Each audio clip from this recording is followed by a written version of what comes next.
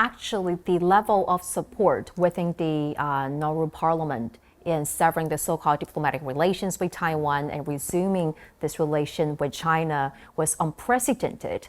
We heard that that time, where this political resolve was supported by each and every member in the parliament, which was kind of unusual to have this overwhelming consensus. So what do you think are the key contributors? It's not easy to get legislators agreeing on anything on any time of the day. Right. But on this matter, it was quite unique because both sides of the parliament, indeed all members of parliament who were attending the sitting on that day were quite happy. There was actually no debate on the matter. We voted unanimously to support the resolution to recognize and support the One China principle and to move along with the bilateral relationship. We stood in support, we signed a resolution, and I believe also that all members of parliament will be coming here sooner or later to help build that relationship. As I said, we want to be on the right side of history, and we will be. What do you think are the major factors that contributed to such unanimity? In the Pacific, we are being constantly challenged nowadays by our traditional partners. Sometimes to choose your friends and take sides. But Nauru, and I believe I speak for others in the Pacific, we consider ourselves friends to all, enemies to none.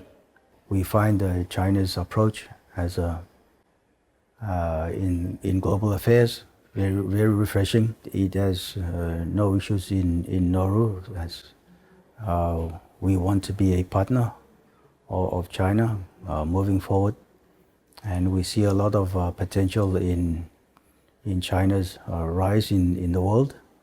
I think wherever possible, I think any support that is coming from China can only be to the benefit of the people of Nauru.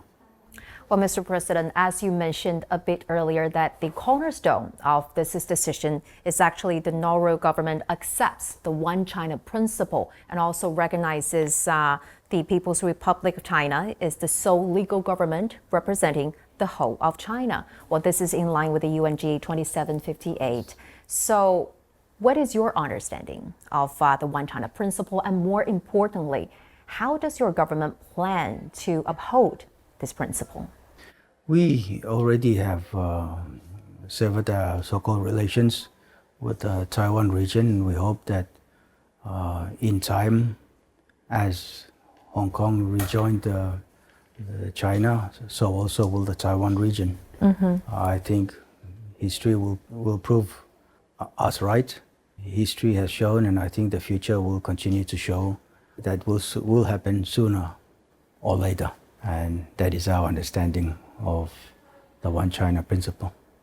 As you may know, Nauru was the 183rd country to establish diplomatic relations with China, and especially starting from recent years, we're seeing increasing number of countries that has decided to resume or establish diplomatic relations with China. This is the best testament that shows upholding the One China principle is in line with the trend of history and the times. So what do you make of this unstoppable trend? As you said, I don't think the trend is stoppable. It will continue. History has shown, and the future will show, that the trend will be that more and more countries will recognize and support the One China principle. We have seen this in other parts of the world, but we have seen this in the Pacific. We are just only the latest one to come in, and who knows, maybe others will follow.